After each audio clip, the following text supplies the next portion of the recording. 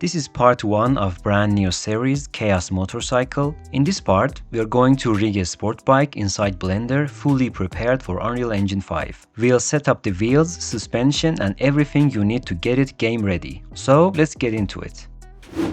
Hey everyone, welcome back, it's Human here. This is the sport bike that I'll be using in this tutorial. The link is available in the description. I have downloaded the GLTF format, create a blank project inside Blender, then import the model by dragging and dropping it inside Blender. Alright, first thing we need to check is which axis the motorbike is facing right now. It's crucial for Chaos Vehicle to face the vehicle to the x-axis. Right now our sport bike is facing negative x-axis.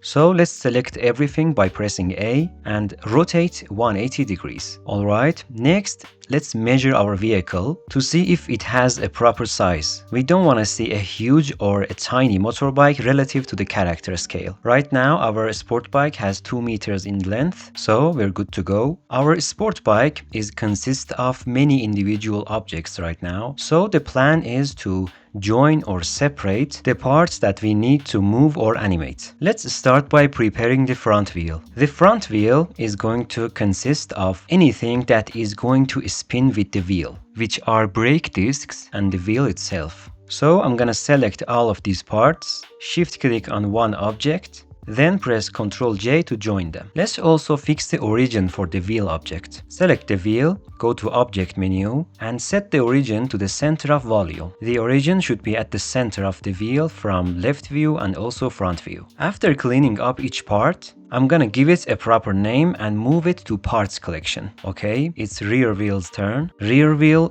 consists of brake disc, the gear, and the wheel itself. Select everything and join them together and set the origin to the center. Now it's time to prepare the front end. These parts are going to be our steering assembly. There's going to be a steering handle which is connected to upper tubes. Then the lower legs, which are called the sliders, they are connected to brake calipers and the fender. We also need to have the brake lines as a separate object. So our front steering assembly consists of steering handle, front suspension and brake lines. Okay, this is what we have prepared so far. Now we need to separate the rear suspension from the body. So this is going to be the body, join body parts together. Okay, the only remaining part is the rear suspension. The master cylinder with red spring around it is called rear shock. Rear shock is barely visible during gameplay, so we're not going to overcomplicate this. The compression we will set up here is not going to be perfectly accurate, and it doesn't need to be. This is a simplified approach and it's more than enough to sell the motion. But this other part can be merged into one object. I'm gonna also keep the chain separated and join the rear suspension objects together. Very good. We have prepared all the parts we need. Make sure to apply the rotation and scale before moving to rigging process. Alright, let's start adding the bones. Make sure the cursor is at the world origin, press Shift A and add an armature. The first bone is going to be our root bone. Let's keep the bones in the front by enabling it from Data tab, Viewport Display, and check in front and axes. This bone is too long. If it bothers you, you can decrease the length of it, and it doesn't have any effect on the rig or in Unreal Engine. We need another bone for the body, so I'm gonna duplicate the root and change its name to body. All the bones that we are going to add from now is going to be a child of the root. Okay, now let's add the bone for front wheel. Just bring the cursor to the wheel's origin, then select the bone and go to edit mode. If you press Shift A, the new bone is going to be added automatically at the cursor's position. Name it Phys_wheel_F. Why are we naming it like this? Because we are going to have 2 bones for the front wheel. Physics wheel front is going to be passed to Chaos Vehicle for physics simulation. But the other one, which is going to be exactly at the same position, is just for visuals. You might ask, why aren't you just using one bone? Because we have a chain in the front end of the motorcycle that we need to connect them together properly. The steering handle, the suspension, and also the wheel itself. So we only pass a bone as a location of the wheel to the Chaos Vehicle system and animate the rest ourselves. But we don't do this for the rear wheel, because we just needed to spin along one axis and also follow the rear suspension. So we add one Phys wheel R and that's enough. Wheel and root bones for the Chaos vehicle need to be facing x-axis, and also Z must be up. Right now for each bone, the local X is facing the correct axis, but Z is facing the other way. So in edit mode, select the bones, make sure to select local for transform orientation and individual origins for transform pivot point. Now rotate them along the x-axis for -90 degrees. Okay, let's continue by adding a bone for our steering handle. The whole front fork is going to rotate around this steering head nut. So I will bring the cursor to the center of the nut, then add a bone. The name is going to be steering handle. Now I'm gonna select this edge loop at the bottom of the nut, bring the cursor to the center of this, then move the tail of the bone to the cursor position. Let's also increase the length of the bone. This is just for visual purposes. Alright, now about lower fork legs. I'm gonna use this edge loop here and bring the cursor to the center of it. At the bone, now use the other edge loop at the middle of the leg for the bone's tail position.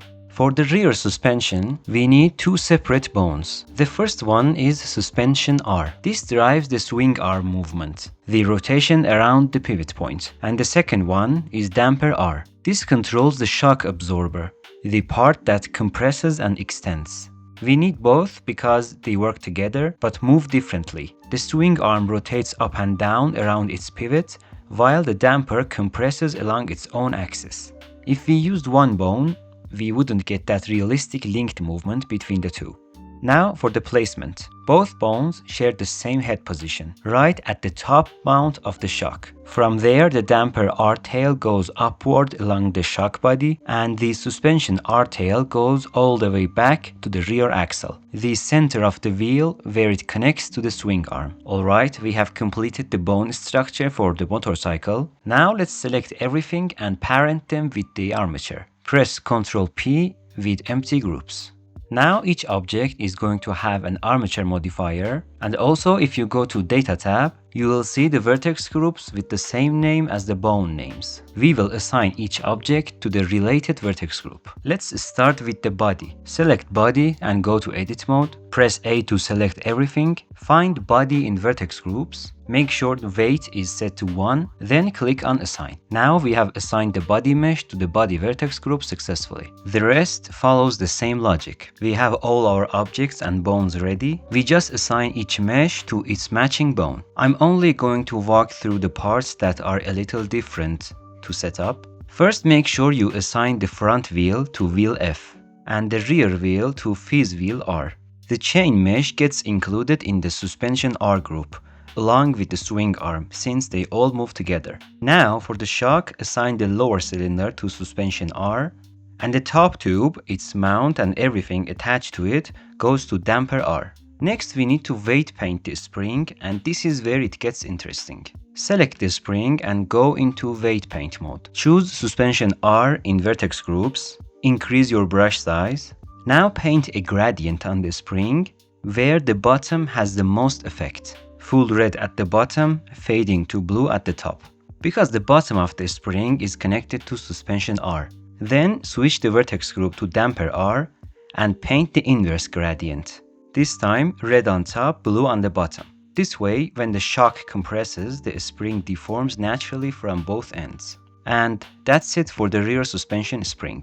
Also for the front brake lines, paint the bottom half to suspension F and the top half to steering handle, so they flex realistically when the fork compresses. Very good. In this step, we need to test our bones. Go to pose mode and drag every bone around to verify the correct meshes are linked. Give each one a good pull and make sure nothing is left behind. Once everything checks out, we are going to fix the unit for Unreal Engine. Go to the Scene tab and change the unit scale to 0.01. Now, press A to select everything and scale up 100 times. After this, apply the rotation and scale for the last time. And finally, let's export the FBX file. In object type, select Armature Mesh and Other. X is forward and Z is up. Uncheck the animation. Change smoothing to face. Uncheck Add Leaf Bones and export.